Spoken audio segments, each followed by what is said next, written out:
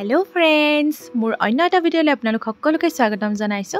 বহুত দিন হল আপোনালোকৰ মাজলৈ ভিডিও আগবঢ়াবলৈ পৰা নাছিলো, তাৰ বাবে মই দুঃখিত। এতিয়াৰ পৰা মই আপোনালোকৰ মাজলৈ ভিডিওবোৰ আগবঢ়াই থাকিম। আগৰ দৰে আপোনালোকে মৰম দিব বুলি আশা ৰাখিলো। এয়া বহুত দিনৰ পিছত কৰবালৈ যাম বুলি ওলাইছো। কলৈ গৈ আছো আপোনালোকক ভিডিওটোৰ মাজত জনাই আছো। আহকচোন ভিডিওটোৰ ফালে আগবাঢ়ো। এয়া ৰেল ষ্টেচনত ৰাতি 11:30 বজাত ট্ৰেইনত উঠিছো আৰু মোৰ লগত কোন কোন গৈ আছে মই আপোনালোকক মাজত দেখাম বাৰু। এই মানুহবোৰ যে এনেকৈ ৰেল ষ্টেচনত থাকে বৰ দুখ লাগে দেখিলে। আৰু এয়া মোৰ ল'ৰা দেখিছে নহয়, আৰু তাৰ ফ্ৰেণ্ড এটা এনেদৰে সিহঁতে ধুনীয়াকৈ খেলি গৈছে, কাৰণ তাৰ ফাৰ্ষ্ট ৰেল যাত্ৰা যিহেতু খুব এনজয় কৰিছে সি। আৰু এনেদৰে আমি ৰাতি গৈ আছিলোঁ আৰু এয়া অকণমান পোহৰ হ'ল, 4টামান বাজিছে। দেখিছেনে কিমান ধুনীয়া লাগিছে। আৰু আমি দুটা পৰিয়াল এনেদৰে শিৱসাগৰলৈ বুলি যাত্ৰা কৰিছিলোঁ। আৰু আপোনালোকক শিৱসাগৰত কিয় গৈছোঁ সেইটো সবিশেষ ভিডিঅ'ৰ মাজত জনাই আছোঁ। আৰু এইটো চাওকচোন, পৰিৱেশটো ইমান ভাল লগা, কিমান ধুনীয়া চাৰিওফালে সেউজীয়া হৈছে, মনটো সঁচাই বহুত ভাল লাগে এনেকুৱা পৰিৱেশ দেখাৰ লগে লগে।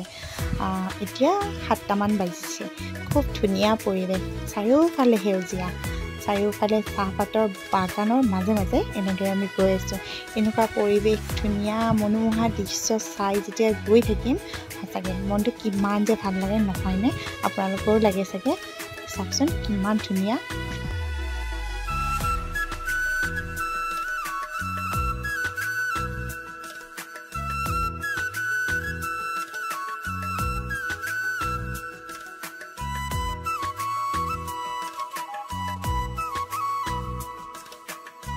আৰু এনেদৰে আহি 8 বজাত আমাৰ ট্ৰেইনৰ যাত্ৰা শেষ হ'ল। আৰু এতিয়া ট্ৰেইনৰ পৰা নামি এনেদৰে বেটাৰী ৰিক্সাত আমি নাজিৰালৈ বুলি আৰম্ভ কৰিলোঁ আকৌ যাত্ৰা।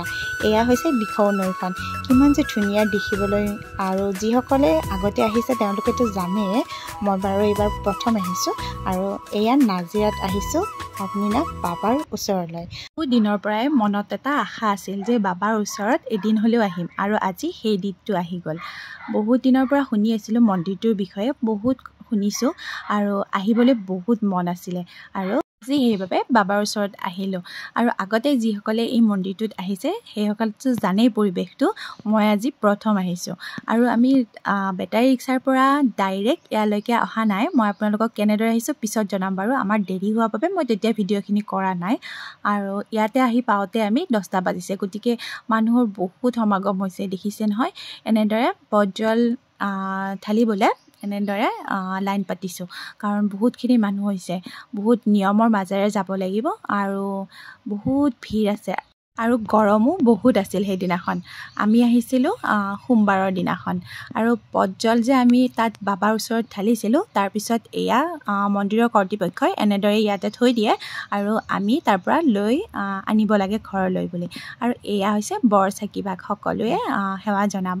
এনেদৰে বৰচাকিত আমি তেল দিলোঁ, আৰু তেল দিয়াৰ পাছত তেওঁলোকৰে মন্দিৰৰ কৰ্তৃপক্ষৰ মানুহে এনেদৰে তেলটো থৈ দিয়াৰ ব্যৱস্থা কৰিছে, আৰু তাৰ পৰা আমি লৈ আহিব লাগে। তেনেদৰে ভৰাই আমি লৈ আহিছোঁ।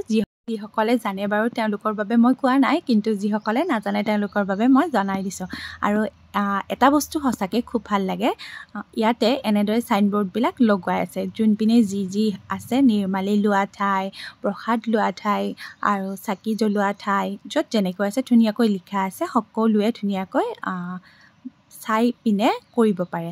আৰু এনেদৰে আমি চাকি জ্বলাই মেইন মন্দিৰৰ যাবৰ বাবে এনেদৰে আকৌ শাৰী পাতিছোঁ, আৰু সকলোৱে মিলি সমূহীয়া প্ৰাৰ্থনা ভাগ একেলগে আগবঢ়ালোঁ।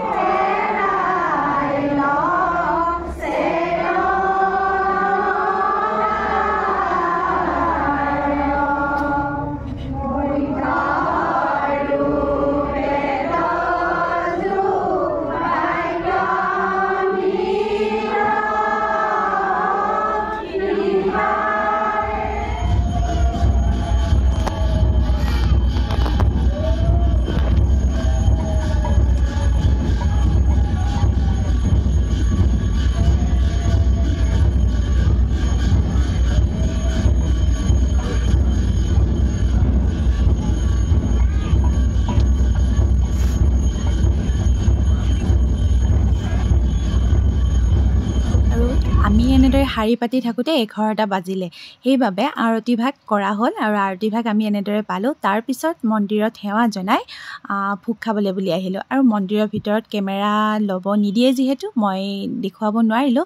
তাৰপিছত এনেকৈ ভোগ খাই প্ৰসাদ লৈ বাহিৰলৈ বুলি আহিলোঁ আৰু বাহিৰত কেইখনমান ভগৱানৰ ফটো মানে বাবাৰ ফটো আৰু কিবাকিবি অলপ লৈ আমি য'ত গাড়ী ৰিক্সাৰ পৰা আহি মানুহ ঘৰত থাকিছিলোঁ সেই মানুহ ঘৰলৈ বুলি এতিয়া আহিলোঁ।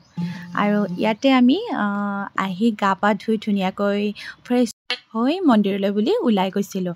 আৰু আপোনালোকে ইয়ালৈ আহিলে মন্দিৰৰ ওচৰতে এনেকুৱাকৈ হোম ষ্টেবোৰ পাব আৰু তেওঁলোকে সকলো খোৱা মিলা থকা মিলাৰ সুবিধাবোৰ কৰি দিয়ে।